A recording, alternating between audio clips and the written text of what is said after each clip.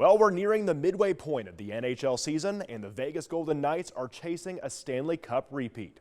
To help break down the Knights' up and down season to date, we brought in VGK studio host Daren Millard.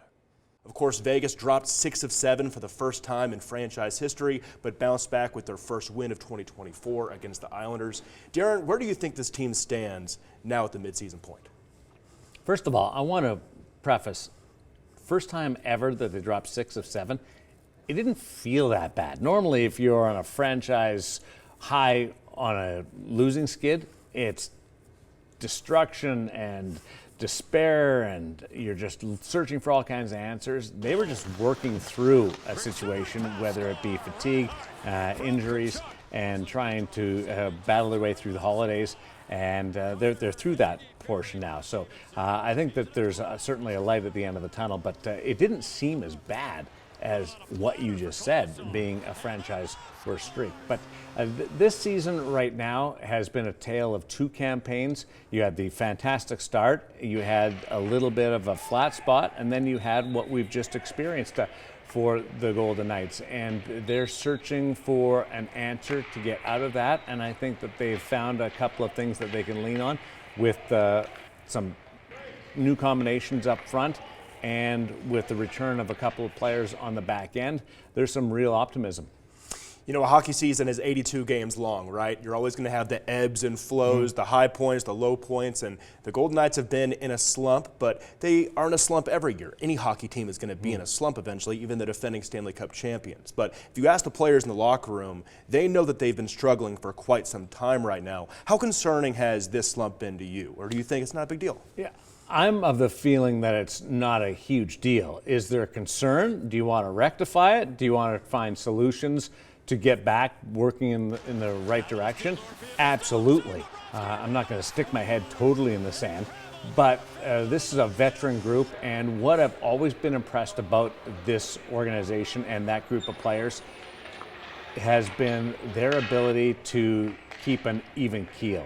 They don't get really rattled. You don't see a lot of frustration out of the players through the course of this franchise's history, and I think we've all witnessed that firsthand, that there hasn't been a lot of door slamming or stick smashing or waving their arms in the air. There's been none of that. So I liken that to that the players know that they just have to work their way through out of it, and they need to just look back a year. They went through a very similar situation going into last year's All-Star break, where they were wobbly, came out of it, and were able to right the ship and be lights out the rest of the way. So I think there's a lot of that experience that's keeping everybody full of optimism.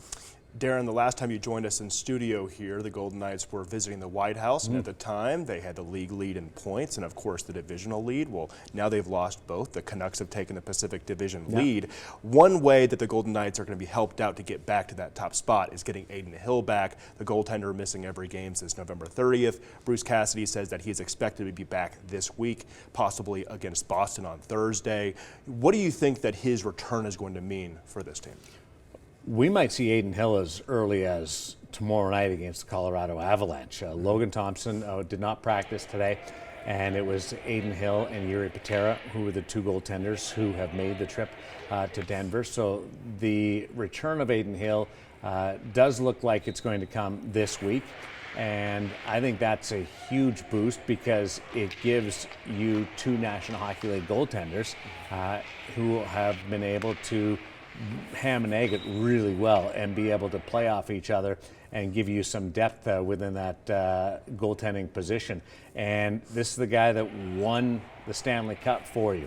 And like anybody else that's played at a really high level, that's going to give you some confidence and a bit of a jolt coming back. So I think it is not just the return of any player. With the importance of that position, I think it's really significant having Adin Hill back on the horizon.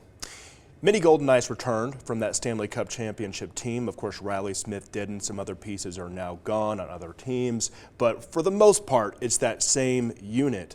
What has surprised you maybe about this season, just considering the continuity?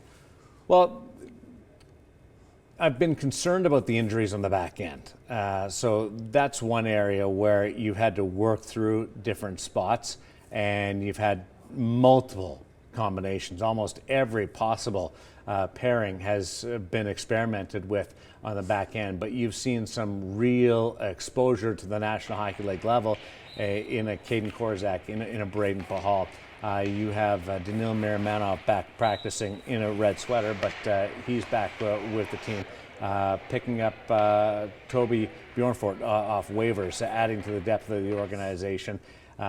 Just players being able to step in, react, and give you numbers that can not just survive the moment, but also give you a positive performance. So that's the concern, but also that's the putting players in a position to really give them some experience. On the front end, this has been a really encouraging campaign from an offensive standpoint. Jonathan Marchessault is having a career season for points. Jack Eichel is pushing the pace towards a 40-100 campaign. Can he get there? There's been spots, 12-game point streak, where it looks like he's going to be able to make a run for that. Mark Stone's having a career season when it comes to points. You put those three guys together, those are your important offensive players, along with William Karlsson returning to his production form from year number one. It's been a really positive performance up front, and a consistent performance up front from those four players in particular, which has been uplifting coming off a Stanley Cup championship where you don't know how it's going to come back the next season.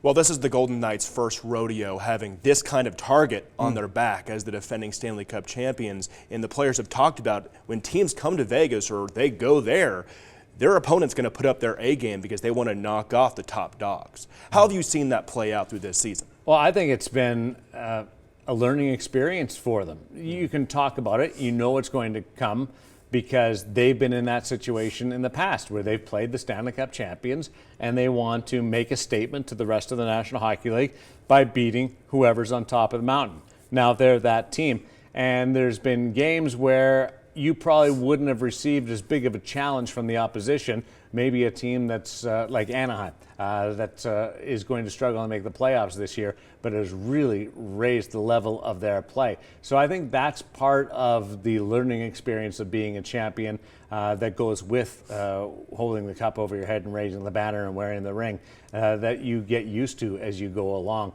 But it's certainly been a factor in some of the opposition. And of course, the Golden Knights, there's added pressure as well this season because they're not chasing that first title. Now they're trying to protect that title. Different kind of pressure, right? Absolutely, right.